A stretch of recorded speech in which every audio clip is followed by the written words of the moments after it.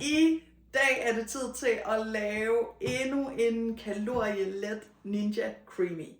Og noget jeg ikke rigtig er lykkedes med endnu, det er faktisk en sådan basic vaniljebase, fordi jeg vil så freaking gerne lave en McFlurry med Smarties. Men nu har jeg testet så meget, at jeg måske ved, hvad vi gør. Så nu tænker jeg, nu filmer jeg det, og så ser vi, om ikke det bliver en frøderen McFlurry med M&M's, Smarties, whatever you wanna call it. Jeg elsker jo, når ting er nemt. Det skal være nemt lige til, ellers så gider jeg ikke være en del af det. Det skal være kalorielet, så det passer ind i min hverdag og mit vægttab. Så jeg tænker, i dag prøver vi at lave det på sødmælk. Så har jeg fundet sådan en vanilje-shake. Og den her specifikt vil jeg gerne prøve, for jeg har hørt godt om dem, og fordi jeg kan se, at man kan få dem i kartoner, altså literkartoner. Så derfor prøver vi den her, om den smager godt. Og så tænker jeg også måske, jeg tænker lige at smage til, men muligvis tilføjer jeg lidt ekstra vaniljesukker, sådan at det rigtig får den der vaniljesmag. Men jeg tænker egentlig bare, om ikke vi skal kaste os ud i det og se, om ikke endelig jeg kan få lavet en rigtig god vaniljebase. Så jeg har mine Smarties og det her vanilje protein drik. Og jeg plejer faktisk at lave det på minimælk, men nu prøver vi at gøre det på sødmælk, så den lige får sådan lidt mere den der fede konsistens og smag. Vaniljesukker, der har jeg lige lidt tilbage, kan jeg se. Det kommer til at være det, jeg bruger. Vi lægger dem her væk, for det først, når det har været på frys i 24 timer, og vi har fået lavet respin. Vi finder vores ninja-bøtte frem. Sådan her. Og jeg laver det jo ofte sådan lidt på slum. Men hvad jeg i hvert fald ved er, at jeg vil have hele den her i. Altså den dufter virkelig godt. Den hedder også Vanilla Ice Cream, så måske er den her bare fuldstændig perfekt til formålet.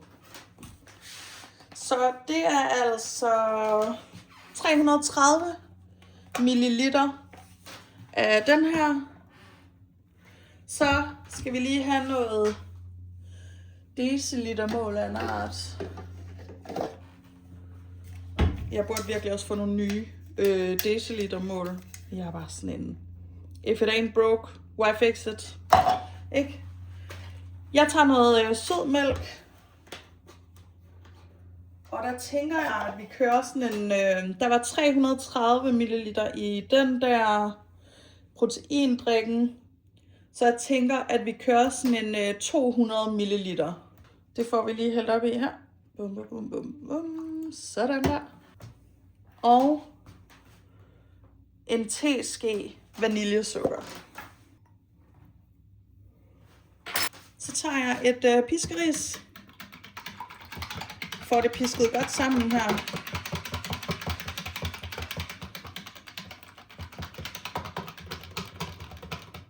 Og så skal den jo faktisk på frys i 24 timer. Vi har fået blandet det hele godt sammen her, og jeg har det i bøtten. Jeg tænker faktisk lige, at jeg vil smage på det. Det dufter rigtig, rigtig, rigtig godt.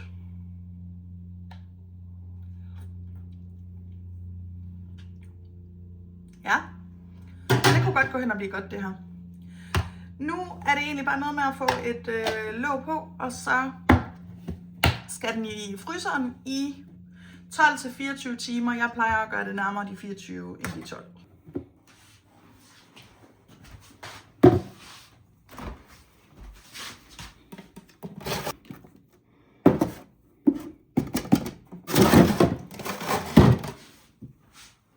Nu har min is været i fryseren 24 timer. Og nu er det altså tid til, at vi skal lave vores McFlurry.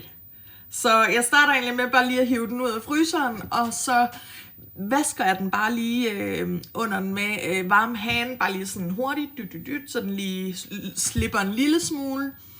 Og så skal vi have den spindet i maskinen. Her har vi vores bad boy, vores flurry.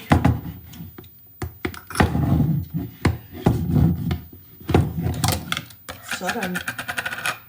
Den dufter altså rimelig godt. Så skyller jeg den lige. Sådan der. Og så skal vi have den i maskinen.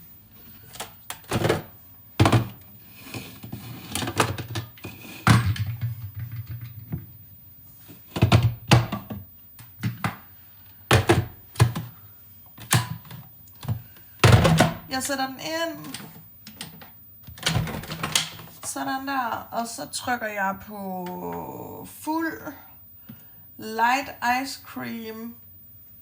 Og så kører vi den.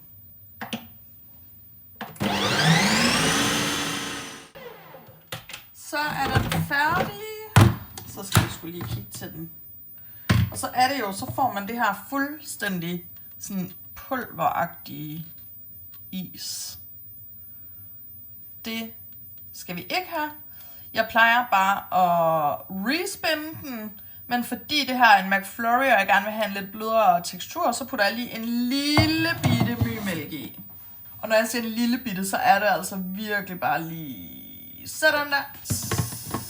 Så giver vi den sgu lige et respin. Sådan der. Fuld light ice cream.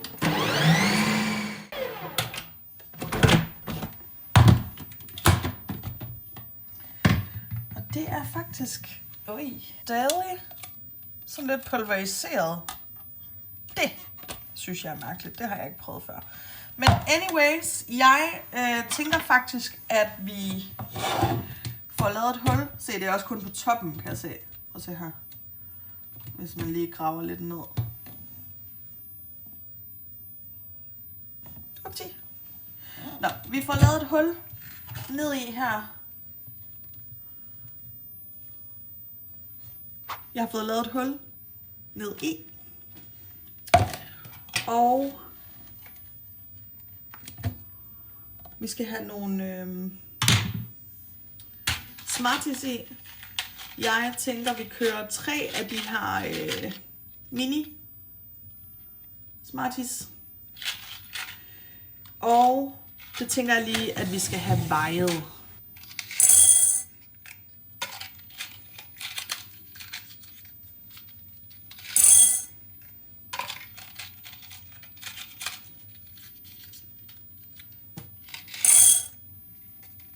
Der er 42 gram, og jeg tænker lige at sådan gemme en lille smule af det til toppen af isen. Sådan der. Vi skal have nogle af dem her ned i. Og det er jo altså bare lige noget med og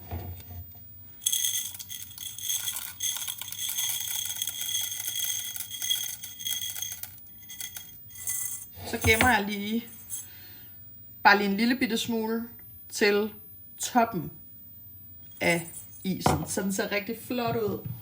Så smider vi den her ind i maskinen igen. Og så giver jeg simpelthen det, der nu hedder et mixing. Så er den sgu klar. Håber vi. Nej. Prøv lige at se.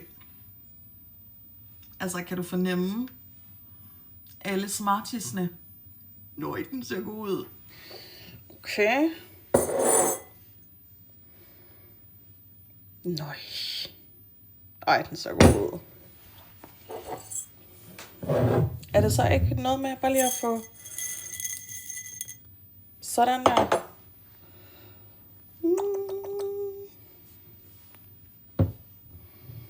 Er vi klar til at lave the spin? Jeg skal lige have ordentligt fat i den her. Sådan.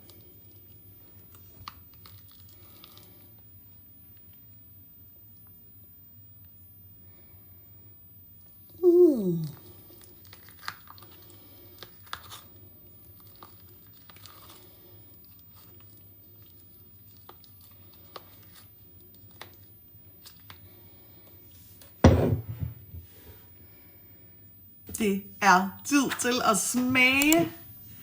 Overvej lige. Ej.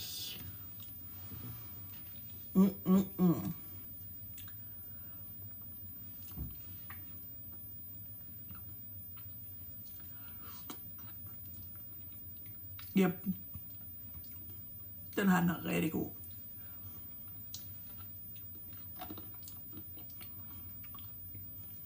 Jeg tror faktisk, at det var en rigtig god proteindrik, jeg besluttede mig for at bruge til det her.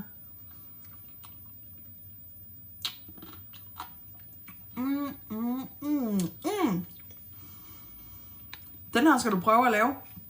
Jeg smider kalorierne under videoen her, så du kan se det.